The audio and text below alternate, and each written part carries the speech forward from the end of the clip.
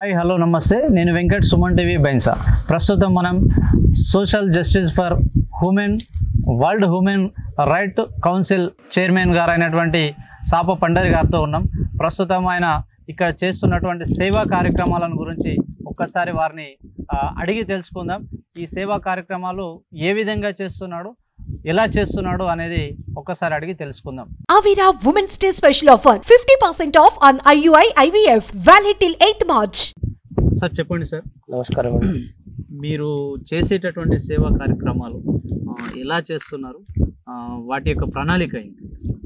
Sir ప్రత్యేకంగా ప్రణాళిక అంటూ నేను ఏం పెట్టుకోలేదు. కాకపోతే ఒకటి ఏంది అని అంటే మా కుబీర్ విలేజ్కి వచ్చేసి సిమెంట్ రోడ్లు అనేటువంటివి వేయడం జరిగింది. వేసినటువంటి జస్ట్ 40 డేస్లోనే ఆ రోడ్లు అనేటువంటివి సార్ పూర్తిగా వెళ్ళిపోయినాయి.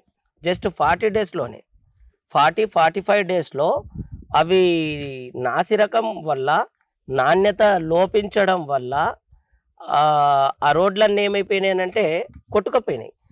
వర్షము పడ్డది అంటే కేవలం 40-45 రోజులలోనే ప్రజాసొమ్ము దుర్వినియోగం కావడం ఏంది అనేటటువంటి నా మనసులో అనిపించింది. అప్పుడు నేను నా మిత్రులతో కలిసి నిర్మల్ వెళ్ళి కలెక్టర్ ఆఫీస్లో ఫిర్యాదు చేయడం జరిగింది.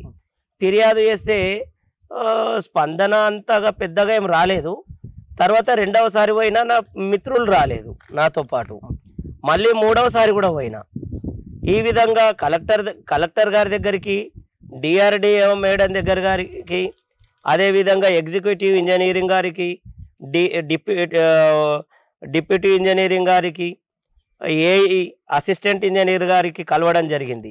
సార్ వేసినటువంటి రోజులు కేవలం 40 రోజులలో ఏ విధంగా కొట్టుకపోతాయి? ఎంత పెద్ద వర్షం పడ్డా కూడా కుబీర్లో ఇప్పుడు 20 సంవత్సరాల కిందట వేసినటువంటి రోడ్లు, 20 సంవత్సరాల కిందట ఎన్నిల అరవింద్ అనేటటువంటి సర్పంచ్ గారు కావచ్చు, కందూరు నర్సప్ప అనేటటువంటి సర్పంచ్ గారు కావచ్చు, వేసినటువంటి రోడ్లు ఇప్పటికీ కూడా అద్దంలా మెరుస్తూ ఉన్నాయి.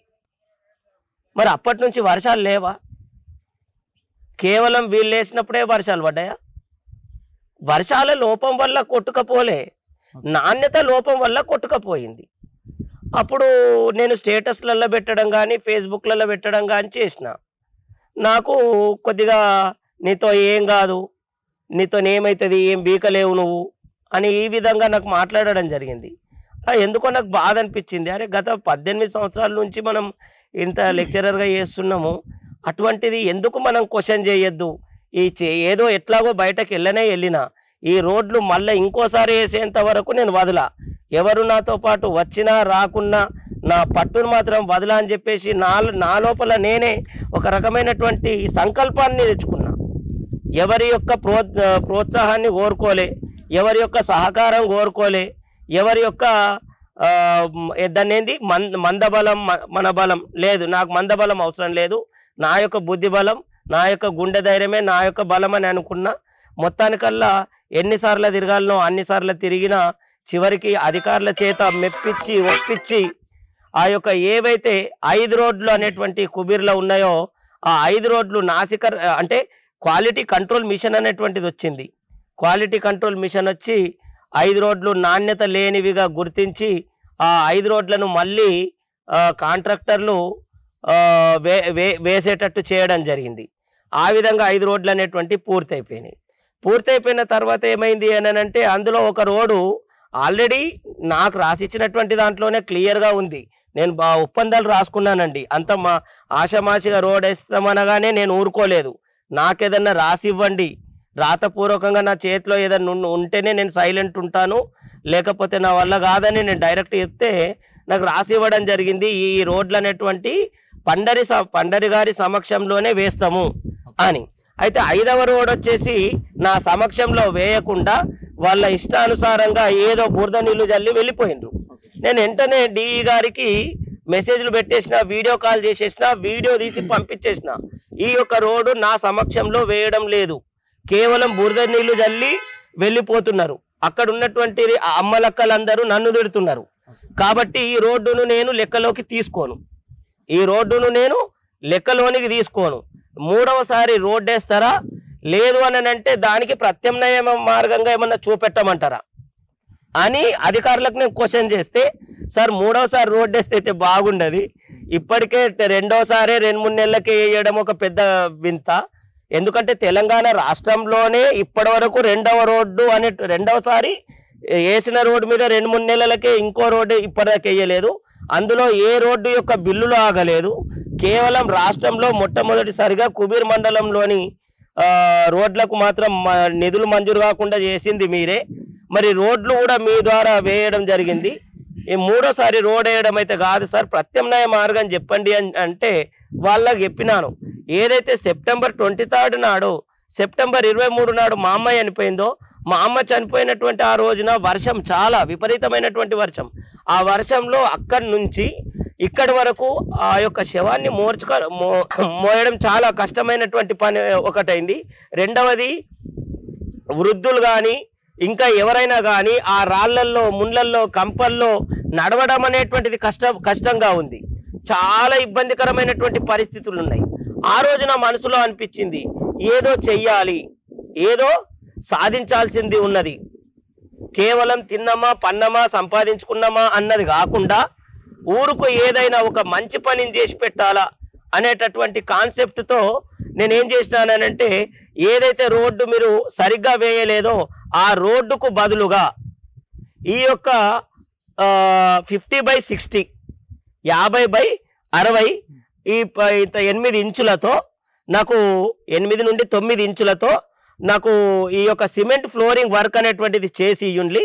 అదేవిధంగా ఇక్కడ ఎవరైనా చనిపోయినట్టయితే సార్ వాటర్ సౌకర్యం అనేటువంటిది కూడా లేదు. వాటర్ సౌకర్యం లేదు. ఇంటికి పోయేంత వరకు వాడు నోట్లో నీళ్లు పోసుకోవాలనంటే నీటి చుక్క లేదు. ఇక్కడ పక్కనే వాగుంది, అది వర్షాకాలం ఉన్నప్పుడు ఏదో ఓకే కాళ్ళు కడుక్కోవడానికి, ఇప్పుడైతే ఒక చుక్క కూడా నీళ్లు లేవు. మరి కాబట్టి బోర్ అనేటువంటిది అక్కడ ఎప్పుడో జమానాలో వేసిండ్లు, దాన్ని మరమ్మత్తు చేయలే, అది మరమ్మత్తు చేసి ఇయ్యండి. అదేవిధంగా ఇక్కడ పక్కన సార్ ఈ రోడ్డుకు ఇది ఉంది మిషన్ భగీరథ. ఈ మిషన్ భగీరథ అనేటువంటిది ఏదైతున్నదో ఆ మిషన్ భగీరథకు కూడా పైప్ లైన్ చేయండి. పైప్ లైన్ చేసినట్టయితే కరెంటు ఒకవేళ ఉన్న పవర్ అనేటువంటిది ఉన్నా లేకపోయినా కూడా మిషన్ భగీరథ నీళ్ళు అనేటువంటివి కూడా కరెంటుతో సంబంధం లేకుండా వచ్చినటువంటి బంధువులకు కాళ్ళు కడుక్కోవడానికి కానీ, నోట్లో నీళ్లు పోసుకోవడానికి కానీ, మరి అదేవిధంగా బాత్రూమ్స్ కూడా అది పైప్ లైన్ చేపిస్తున్నాము. స్నానాలు చేయడానికి అనుకూలంగా ఉంటుంది అనే ఉద్దేశంతో ఆ విధంగా అంటే బోర్ మరమ్మతు చేయించడం జరిగింది. అదేవిధంగా ఇక్కడ మిషన్ భగీరథ పైపుకు ఇంకా అనేటువంటిది కలిపి ఇక్కడ దీనికి బాత్రూమ్లకు కూడా ఇప్పించడం జరుగుతున్నది. ఇక మిగతా విషయానికి వస్తే ఇక్కడ ఏవైతే చైర్స్ ఉన్నాయో ఈ చైర్స్ మాత్రము వైశ్య కులానికి చెందినటువంటి, కోమటి కులానికి చెందినటువంటి కొద్దిమంది సౌకారులు వారి యొక్క కుటుంబీకుల యొక్క జ్ఞాపకార్థంగా ఈ యొక్క కుర్చీలను ఇక్కడ ఇవ్వడం జరిగింది. ఇంకా చాలామంది ఇచ్చేటటువంటి వాళ్ళు ఉన్నారు, కానీ నేను అందుబాటులో లేను. బెంగళూరు వెళ్ళింటిని, ఒక 2-3 డేస్ అవుతుంది నేను వచ్చి, అది కూడా అనారోగ్యంతోనే ఉన్నా నేను వచ్చిన తర్వాత. అంటే ఈ యొక్క చైర్స్ అనేటువంటివి కూడా వాళ్ళు దాతలుగా ముందుకు రావడం జరిగింది, కోమటి కులానికి చెందినటువంటి వాళ్ళు. ఇప్పుడు ఇది ఏమైంది అని అంటే కూర్చోవడానికి అనుకూలంగా అయిపోయింది వచ్చి. ఇప్పుడు లేకపోతే సార్ ఎవరన్నా కానీ ప్రతి ఇంట్లో అశుభ కార్యక్రమాలు ఉంటాయి. ఇవాళ అశుభ కార్యక్రమం జరిగినప్పుడు సార్ వాళ్ళ ఇంట్లో కుటుంబీకులు ఏడ్చి అందులో ముసలి వాళ్ళు కావచ్చు, లేదా వృద్ధులు, మన కాళ్ళు చేతులు లేనటువంటి అంగవైకల్యులు కావచ్చు, కూర్చుందామంటే ప్లేస్ అనేటువంటిది లేకుండే ఈరోజు అంటే కాసేపు కూర్చుంటే మరొక బంధువు ఓదార్చడానికి వీలుగా ఈ యొక్క శ్మశాన వాటిక అనేటువంటిది ఏర్పాటు అయింది అని నేను భావిస్తున్నా. ఇదేమన్నా కేవలం నా కోసమో నా ఇంటి కోసమో చేయించుకున్నది కాదు. గ్రామ ప్రజలందరికీ కులమత భేదాలు లేకుండా, పేద మధ్యతరగతి అనేటువంటి భేదాలు లేకుండా, ధనికులు అనేటువంటి భేదాలు లేకుండా, అగ్రవర్ణాలు అనేటువంటి భేదాలు లేకుండా అందరూ కూడా ఎక్కడికైతే రావాలనో అందరు వచ్చేటటువంటి ప్లేస్ అందరికి ఉపయోగపడే విధంగా ఊరుకు ఉపయోగపడే విధమైనటువంటి ఒక పనిని చెయ్యాలనుకున్నా, ఆ పని నా యొక్క కన్న తల్లి చనిపోయిన రోజున నా మనసును అనుకున్నా ఈ విధంగా చేయడం జరిగింది. యాక్చువల్లీ ఏంటంటే గ్రామంలో గ్రామ వీడీసీ వాళ్ళు ఉండొచ్చు, అధికారికంగా ఎన్నుకున్నటువంటి గ్రామ sarpanch, ward members, MPTC somebody వీళ్ళు ఉంటారు. వీళ్ళందరూ ఉండగా కూడా మీరే చేయాలన్న స్పెషలైజేషన్ ఏమైనా ఉందా? అంటే వాళ్ళు కూడా సర్పంచ్గా అనే వ్యక్తి ఎవరైతే ఉంటారో గ్రామాన్ని డెవలప్ చేయడం కోసమే సర్పంచ్ని ఎన్నుకుంటాం. మీరు దీనిపైన చొరవ తీసుకోవడానికి మీరే అధికారుల వెంబడిపడి ఈ యొక్క శ్మశాన ఘాట్ కానీ లేదా రోడ్స్ కానీ స్పెషల్గా చేయించడానికి గల కారణాలు ఏంటి? కారణాలు అంటే ప్రత్యేకంగా చెప్పుకునేది ఏముంది సార్, ఎక్కడ చూసినా కూడా అంతా స్వాహ స్వాహ స్వాహ, ఎక్కడ చూసినా నాట్ ఓన్లీ కుబీర్, దాదాపు ఆల్మోస్ట్ ఆల్ ఎక్కడ చూసినా కూడా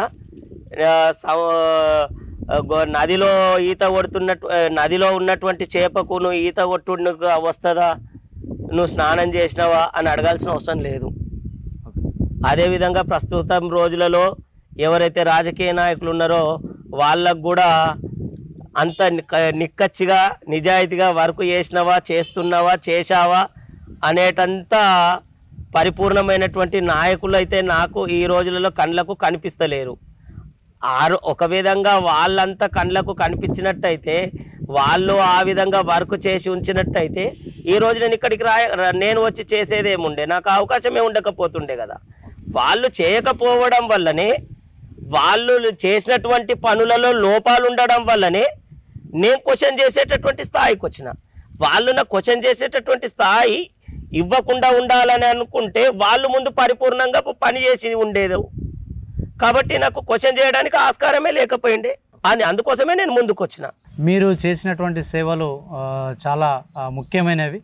మీరు తెలుగు పండితుగా ఉండి కూడా మీ ఉద్యోగరీత్యా ఉద్యోగాన్ని చేసుకుంటూ ఈ సోషల్ వర్క్, దీన్ని సోషల్ వర్క్గా ఎంచుకొని గ్రామంలో ఉన్నటువంటి వారికి హెల్ప్ లాగా, ఇది పేదవారికి కానీ ఇంకా గ్రామంలో ఉన్నటువంటి ప్రతి ఒక్కరికి ఉపయోగపడే విధంగా ఆ రోడ్ల చొరవ తీసుకోవడము, అదేవిధంగా శ్మశాన ఘాట్లో ఈ శ్మశానానికి సంబంధించినటువంటి ఎవరైనా అనుకోకుండా కాలం చేస్తే వాళ్ళకి ఇక్కడ వచ్చినటువంటి వారందరికీ నీటి సౌకర్యాన్ని కల్పించడము, కాసేపు ఇక్కడ సేద తీరడానికి ఈ కుర్చీల వ్యవస్థను మరియు అదేవిధంగా ఈ ప్లాట్ఫామ్ వ్యవస్థను అధికారులకు చెప్పి మీరు ప్రత్యేక చొరవ తీసుకొని చేయించడం చాలా గొప్ప విషయమే.